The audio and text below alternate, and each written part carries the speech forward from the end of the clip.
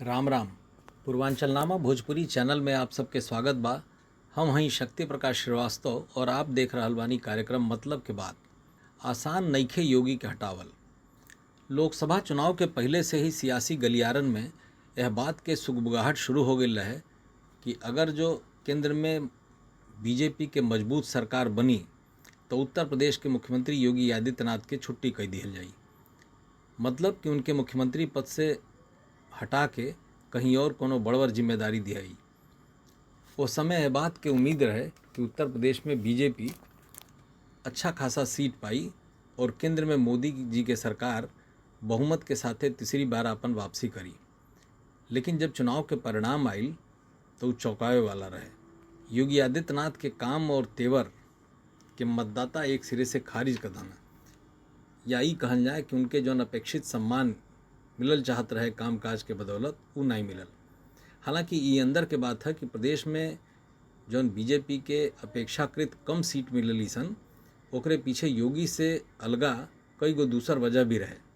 हालांकि कारण कुछ होखे, लेकिन प्रदेश में प्रतिष्ठापरक अयोध्या सीट और बीजेपी के पहले की तुलना में लगभग आधी सीट जौन कम हो गई सन, या ई कहल जाए कि पिछले बार के 62 की तुलना में यह बार 32 उम्मीदवार ही ऐसा रहने पार्टी के जौन जीत के संसद के चौखट ले पहुँच पाना। ऐसा में योगी के यूपी में बेदखल करे वालन के चर्चा जौन होत रहे ओकर वजह बदल गई। अब यह बात के चर्चा होखे लगल कि योगी के रहते पार्टी के परिणाम इतना खराब काहे रहे, ये हमारे योगी के प्रदेश के जिम्मेदारी से हटावल जाए। लेकिन मीडिया के चर्चा और सियासी गलियारन के चर्चा से भी अलग कुछ ऐसा भी तथ्य या तर्क होने जौन ये प्रमाणित कराने कि योगी आदित्यनाथ के हटावल इतना आसान नहीं है।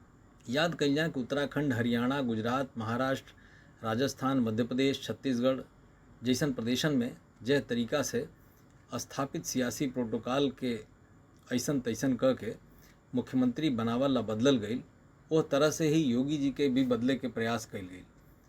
इहो कहल जा सकेला बदले के परिस्थिति भी गढ़ले की कोशिश भई।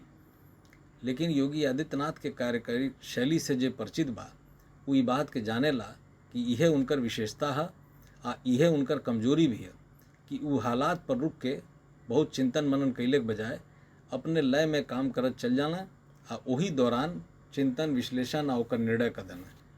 याद कल जाए जब प्रधानमंत्री नरेंद्र मोदी और गृहमंत्री अमित शाह के सहमति से प्रधानमंत्री कार्यालय में कार्यरत IAS अधिकारी A.K. शर्मा ब्यूरोक्रेसी के छोड़ के अपन सियासी पारी खेले बदे उत्तर प्रदेश के रुख कैले रहना, तो सियासी गलियारा समेत मीडिया में यह बात के खूब चर्चा भइल रहे कि उनके उप मुख्यमंत्री बनावल जाई।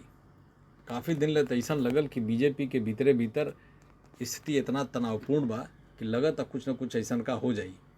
लेकिन अंत में भइल का कि उनके प्रदेश संगठन में कैसहूँ समायोजित कल गई, विधान परिषद के सजदा दे के उनके पावर कैसहूँ बख्शल गई, बाद में उनके ऊर्जा जैसन महत्वपूर्ण मंत्रालय के मंत्री बना के कैसहूँ समन्वय बनावल गई। यही तरह से घोसी उपचुनाव के बाद गृहमंत्री अमित शाह के आशीर्वाद पहले के बादो सुभाषपा सुप्रीमो ओम प्रकाश राजभर और दारा सिंह चौहान के मंत्री बने खातिर मैंने उनके सब्र के जौन इम्तहान भइल वह लोग जानता। ये सब मुख्यमंत्री योगी आदित्यनाथ के अपन अलग तरीके के काम करे के तरीका और आसानी से समझौता न करे वाली आदत के चलते भइल। इतना ही नहीं, आज योगी आदित्यनाथ के छवि और उनका जौन लोकप्रियता बा वो पूरे देश में बा, ये कहल कहीं अतिशोक्ति नहीं है। एकरे अलावा राष्ट्रीय स्वयंसेवक संघ के साथ जो उनकर बॉन्डिंग बा या ई कहल जाए कि नज़दीकी बा वो योगी आदित्यनाथ के मजबूती देला। ऐसा में जौन मौजूदा सियासी हालात लौकता उनमें योगी आदित्यनाथ के बदले के दूर उनके छेड़ल भी कह के बीजेपी आपन आत्मघाती काम करी।